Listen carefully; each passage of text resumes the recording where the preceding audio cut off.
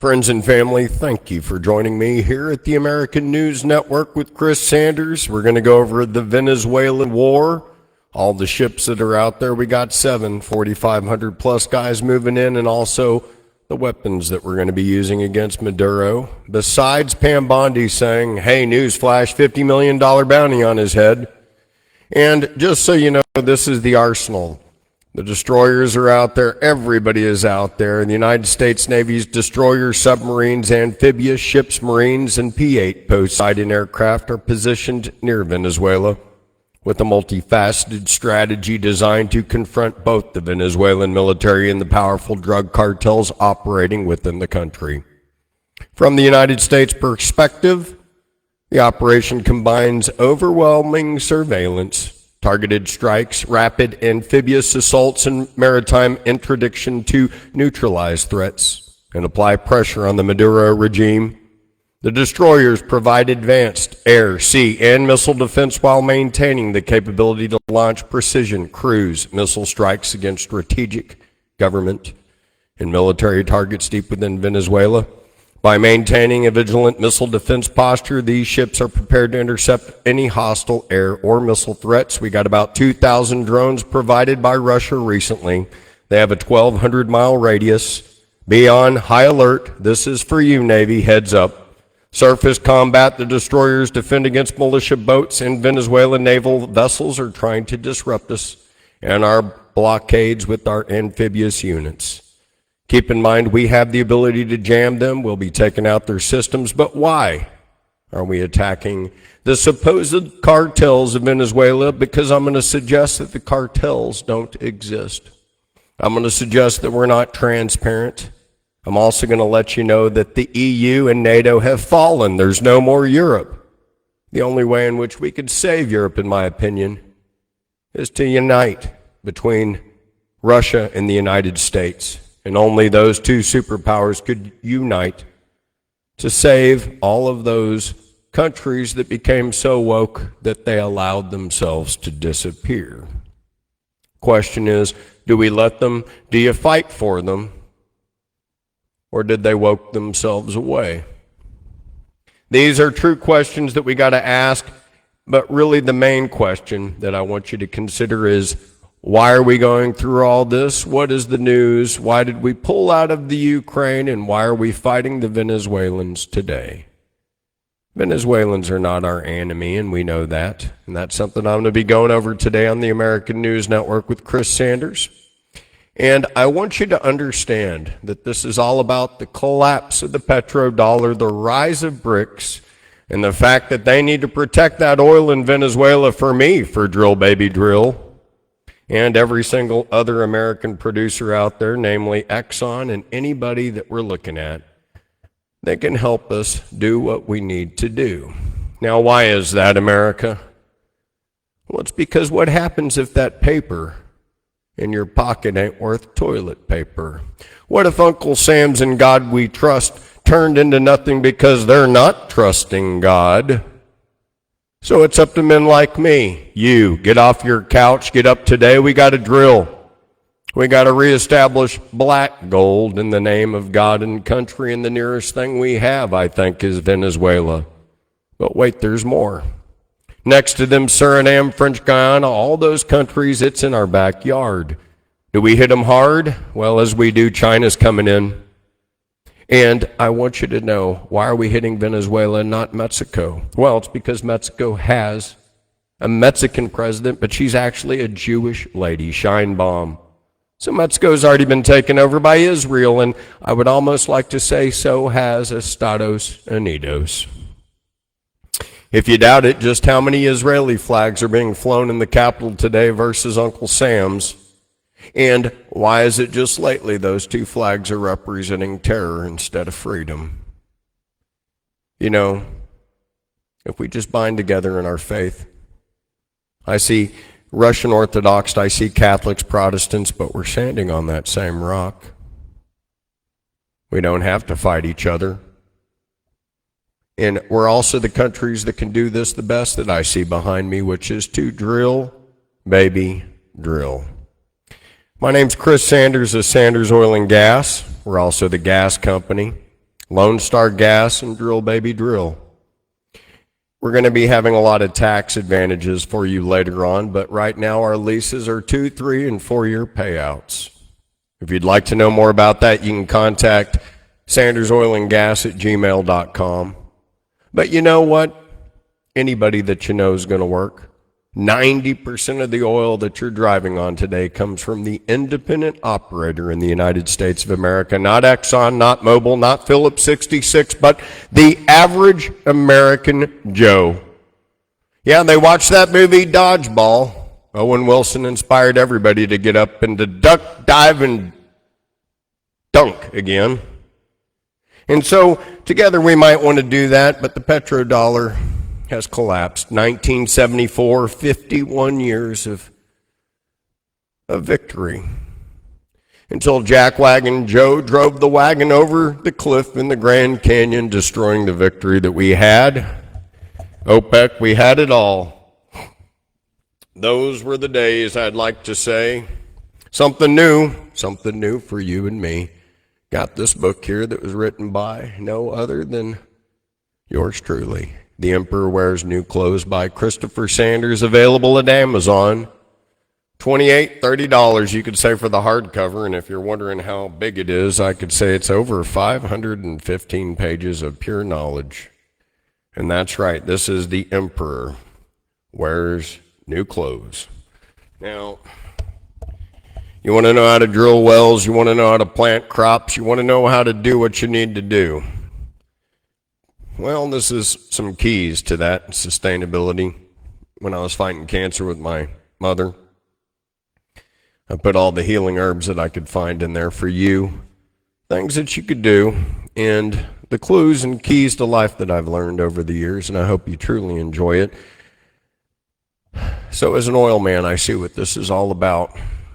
I saw what Iraq was about, Kuwait, Saudi Arabia. Since the beginning of time, it's been over what I do, drilling oil. And we can lie about it, but the people of Venezuela are not our enemy. The only thing Maduro did that was slightly bad to us was that he sent his prisoners to us. But let's be clear, the cartels, they're getting their cocaine from Colombia.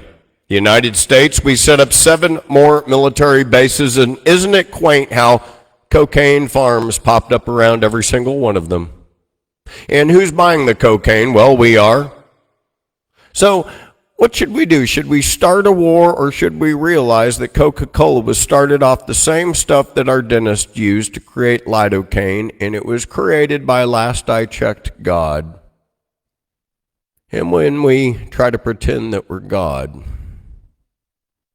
we let Big Pharma get away with murder. So,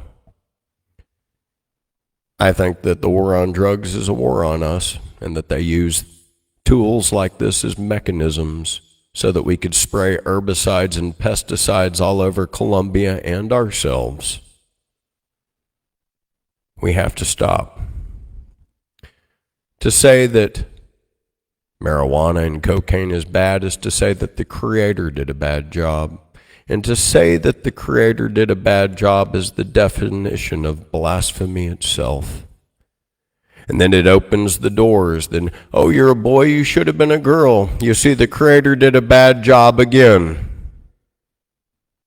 When are you going to understand that those are the tools of the devil to doubt, deceive you, me, to crumble the family, the foundation of home, to make sure your house is built on sand? Because if you believe in those things, you are. But if you come with me, you can build yourself on a rock. Gavin Newsom should know, the world should know, and we're getting that oil out of sand. But our dollar is collapsing, and I want you guys to know that. So we shall do what we have to do together. And if you don't know what I mean as far as those that know and those that don't know, God made you perfect. You see, because once that lie begins, it manifests and it changes, and society doesn't believe it, and they don't believe you and your lie. And then you blame other people and you blame children. And then we open the door for mental illness. And then we let the weakest of men compete with my daughter, my wife, my grandmother. And we let them go into the bathrooms with our little girls. And that lie continues because we're defying the Creator's work, just like this one. They want to call him Robin when his name was Robert. And when will the media stop it with the malarkey and the lies? Oh, we want to give him respect and call him a girl because that's what he wanted. Well, you know what? Those kids wanted to live too. Parents are saying, well, please don't remember my son for this. Is it your son or daughter, sir? You know what? I think it's time that the people that raise these degenerates should be held accountable for the crimes in which they commit. Amen. And I'm speaking for the couple of dead kids here. I'm speaking for when I look at the list from Colorado to everything, are you not seeing a pattern here of mentally ill trans men shooting up the nation? Because they changed the word in Obama's time and Biden's time. You see, the drill instructors, like I tell you, used to ask you a simple question. Do you like yourself and who you are? And if you don't, you can't hold a weapon or a gun. And those were the rules.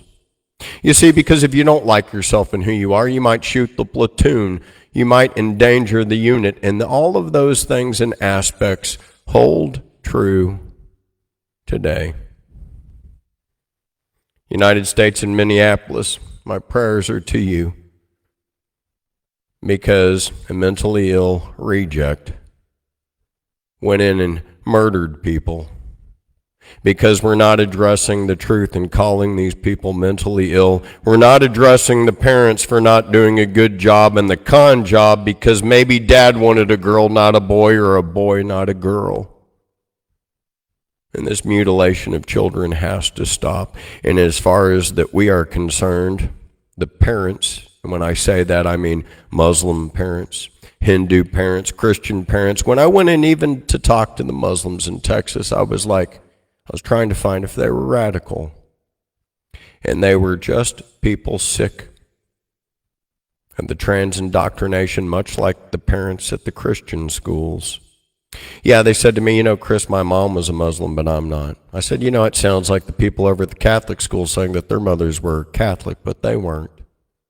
Well, what's your problem over here? Well, they're trying to transify my children. Where is that normal? Where can they go except Israel? Where can the pedophiles run to once they commit their crimes except for Israel? Revelation 2:9-3:9, for when a group of Jews shall return into Jerusalem, pretend that they are Jews and not, and actually be the synagogue of Satan. I want to remind everybody that in the Old Testament, the town Jerusalem used to be called Salem. Salem means peace in Arabic and Aramaic. Melchizedek was the high priest, and even Abraham had to give him a tithe of everything he had. And after it was razed to the ground, it was rebuilt and called Jerusalem, the new peace. And it has been razed to the ground 4 different times since then. And what I try to tell people is if you don't read the Bible from the beginning to the end, you don't know how to decipher what is right and what is wrong and what the message is. And it all leads up to Christ, believe it or not.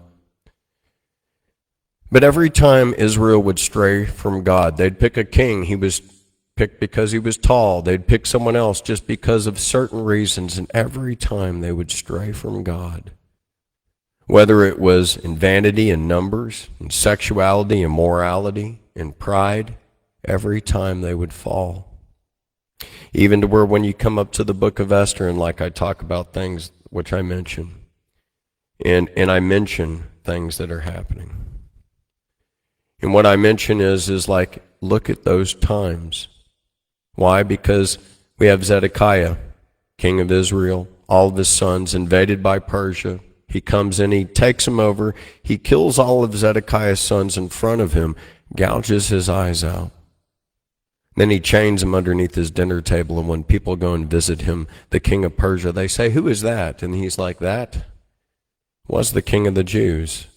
So don't think that Israel and the Jews don't lose, and every time they stray from God, they lose.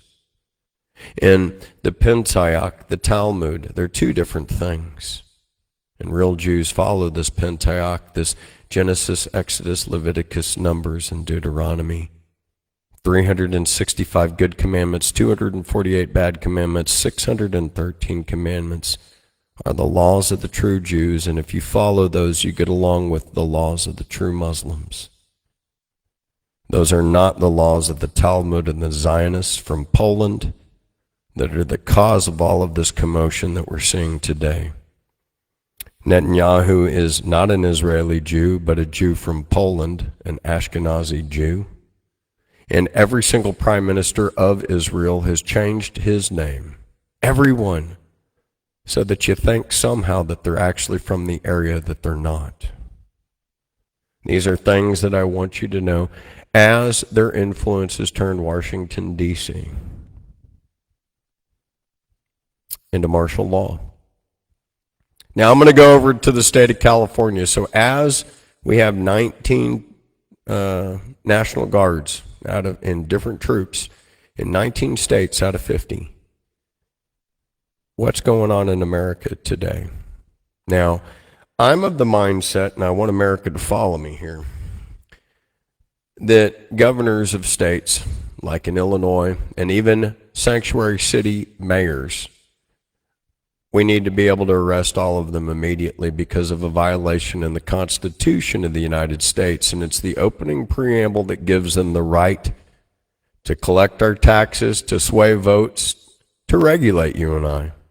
And it's in the very first constitutional opening. It's like this is the clause, this is the paragraph that gives them all the responsibilities, and there's 3 parts of it they're in violation of. And as such, the people of the United States, we just need to fire them, put them in jail or something. But they're not working for us, and nor are they following the Constitution, for it reads, "We, the people of the United States, in order to form a more perfect union, establish justice, ensure domestic tranquility, provide for the common defense, promote the general welfare, and secure the blessings of liberty to ourselves and our posterity, do ordain and establish this Constitution for the United States of America." And I will go over this opening beginning that we have taken our oath to defend, and show you, my citizens, how they're violating every sentence. We, the people of the United States, in order to form a more perfect union, establish justice, ensure domestic tranquility. Look behind me. This is California, and this is the police against the people. And this is drone footage showing anti-ICE protesters facing off. Now, I want you to understand what you're seeing here.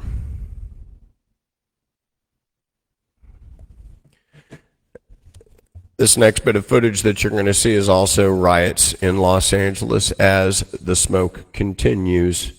Establish justice. How do you establish justice when you have an open border? How do you ensure domestic tranquility when you have an open border? And how do you provide for the common defense or promote the general welfare when you cart in 10 million to 30 million illegal aliens? When you have an open border, you violate the Constitution because you violated the general welfare. I've never seen so many of us in tents in America. You've taken all of our jobs. You're giving them to illegal aliens. Do you realize, let's say you're a Mexican American, and they let the Mexicans in. What does that word posterity mean? It means you're promising something better to my child versus someone else's child from another country. So if you let the Mexicans in and I'm a Mexican American, you're violating the posterity of my child. Also, when you're letting all these other countries in here, and we have all these other faiths and all these religions, and they're starting to riot between Jews and Muslims in a Christian country, you are violating the general welfare, the domestic tranquility, and by having no borders, there's no common defense. And because of that, there's no general welfare, there's no secure blessings of liberty. How is this liberty when the cops are looking at us with machine guns?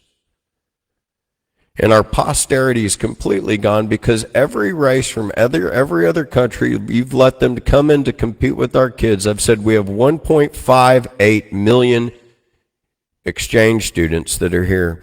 And in the Bible, and if you get on to math, even through 73 Jews going on into Egypt, they made 2 million Jews within a period of 352 years.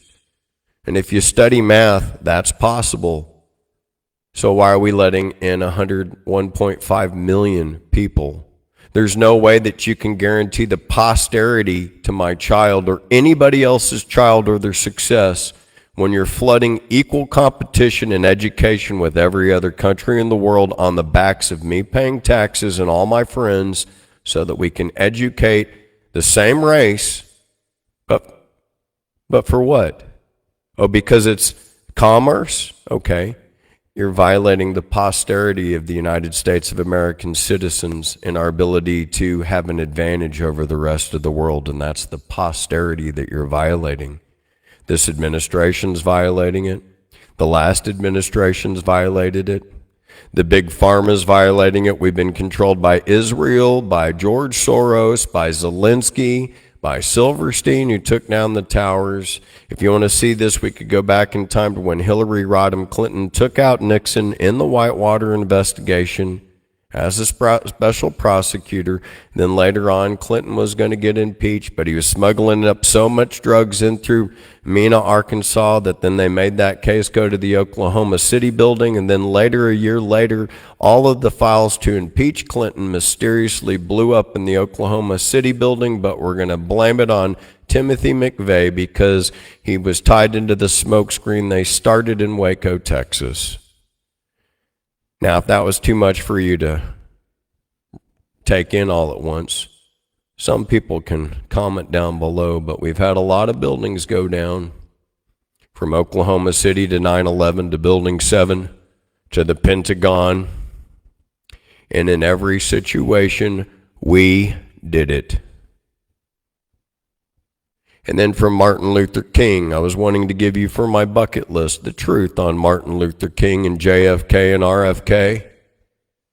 And through running it through AI and all the thousands of pages, I got down to the truth in a mere few minutes, and Israel's name was on every page, from the video of JFK to Jack Ruby being Jacob Rubenstein, to every single special witness around JFK revolving around Israel, and Kennedy shutting down the nuclear program and the Samson option, where Israel can push a button and destroy the world.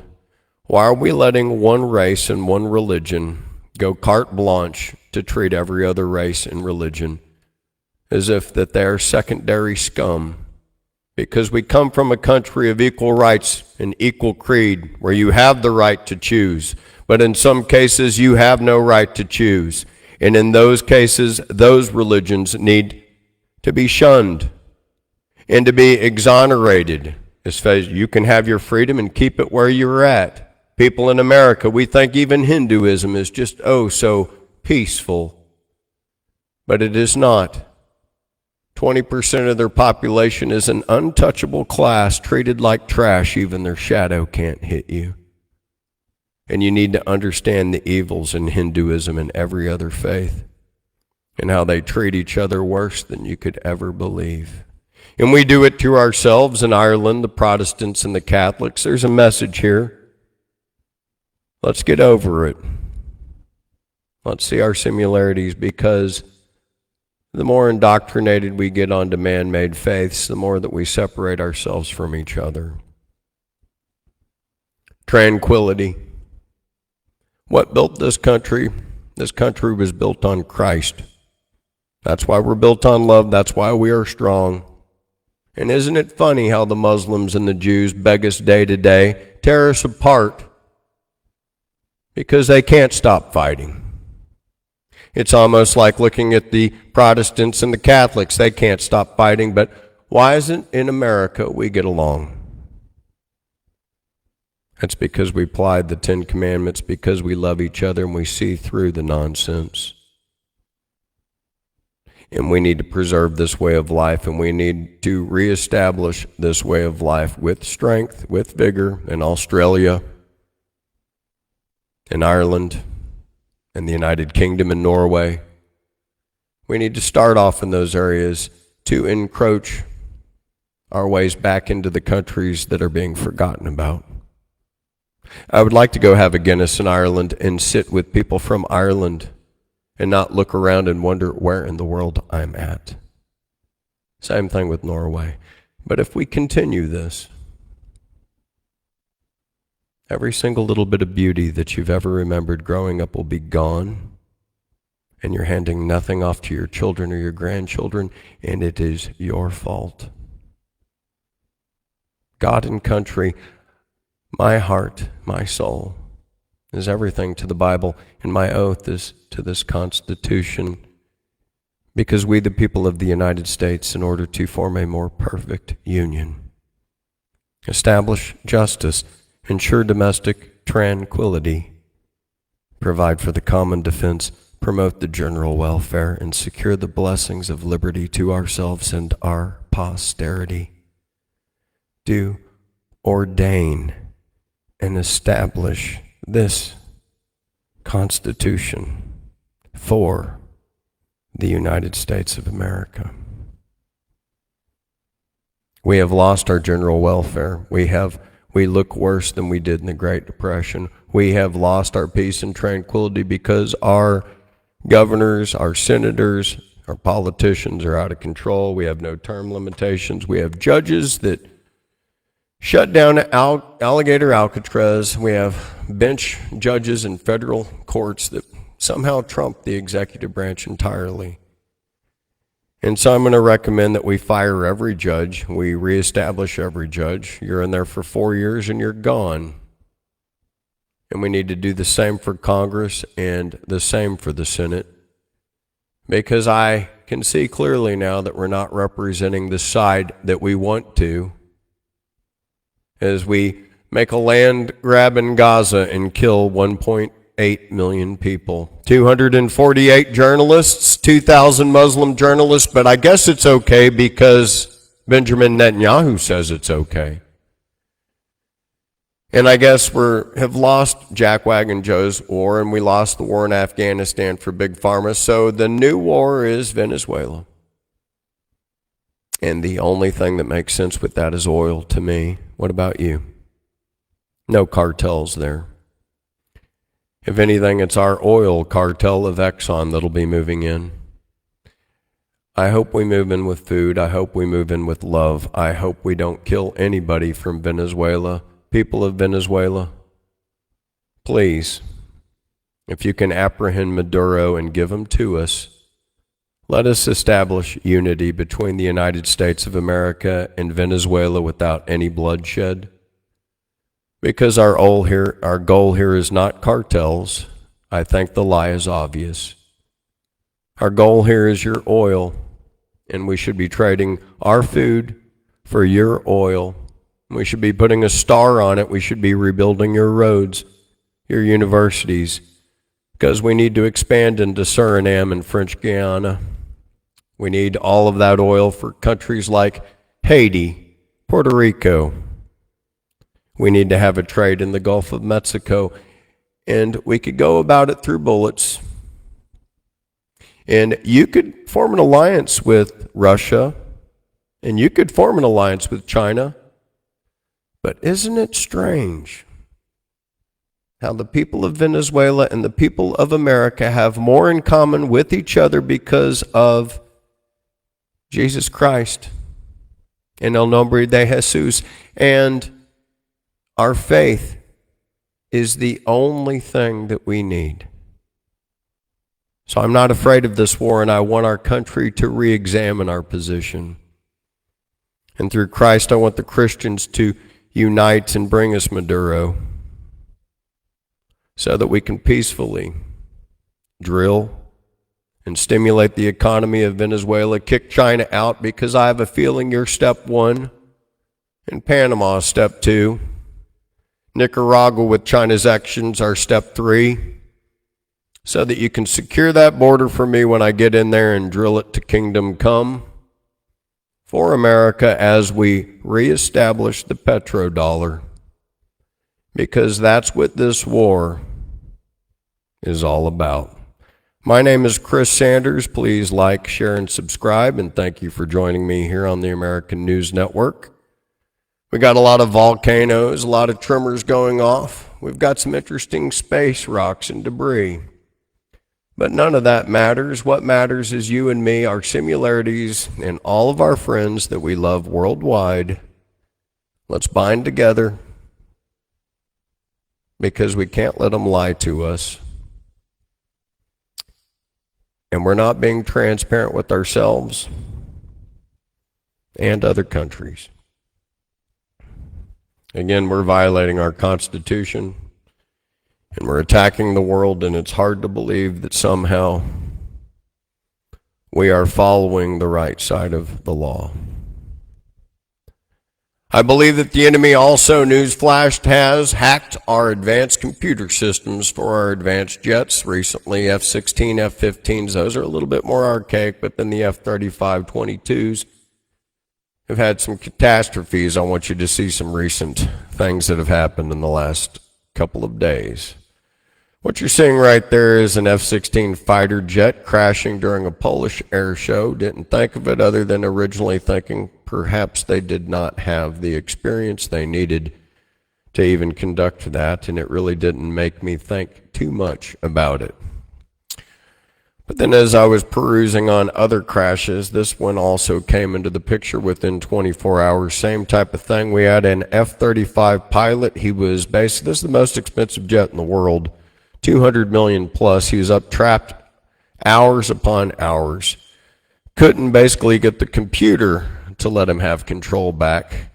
And shocking new details reveal how an F-35 fighter jet spiraled out of control before crashing at a U.S. base. $200 million aircraft suffered a hydraulic icing failure, as they say. However, pilots and everybody seems to think that the computer was taken over. What is the cause? We don't know, but we've had multiple problems with systems on these advanced fighter jets, which makes them questionable. In my opinion, we probably need to start manufacturing more F-16s and more F-15s. Sometimes the older is better. Just look at the people today. Now, this F-35 crash is something that's, again, very interesting, and it's brand new news. Now, Trump's understanding something. Our generals have made a report saying, look, Biden weakened us. We've got nukes. Putin's got like 9 new nukes. Ours have a special path. His are all MIRV, multiple entry vehicles with like 9, 15 warheads a pop.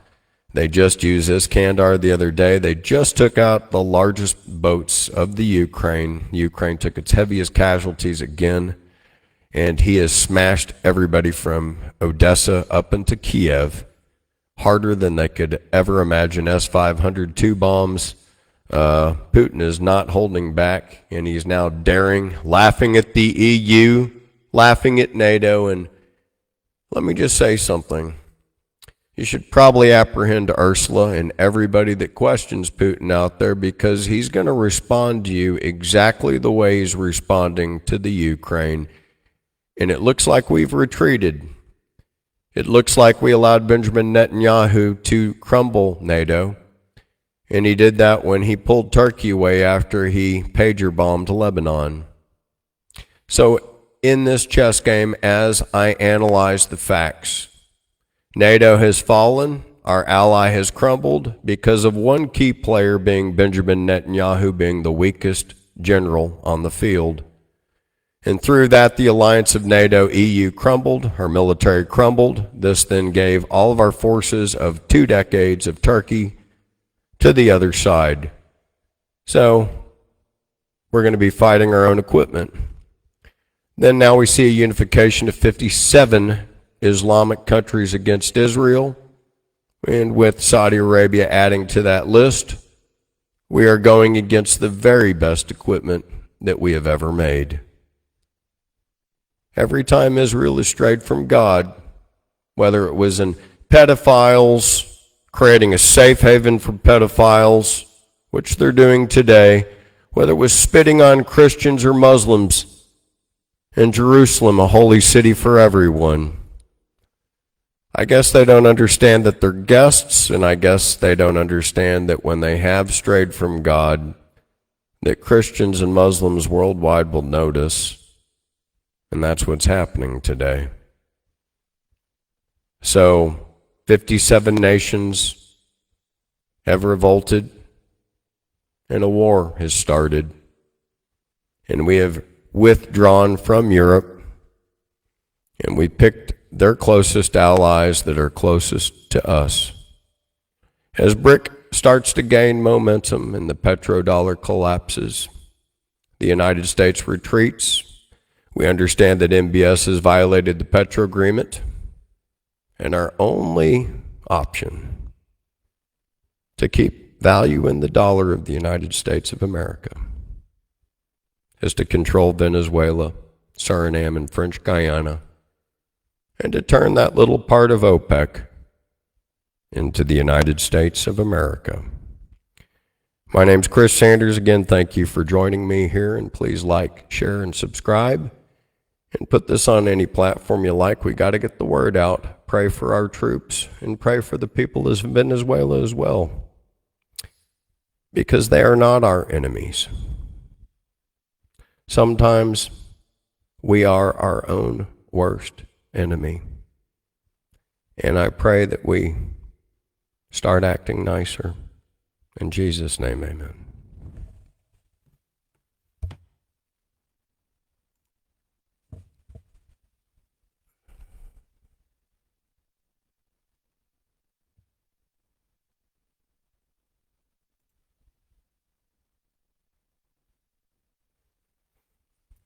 I guess I'm still streaming here, so I might as well show this book again. For those of you that might want to buy it, this is me and my new book, Chris Sanders, The Emperor Wears New Clothes. It's available at Amazon. There is the ebook, and there is the paperback for $20, the hardcover. This is a 515-page book. It's basically a college textbook. It even has the periodic table of elements and a lot of science in it. And I hope you get your copy and tell me what you think.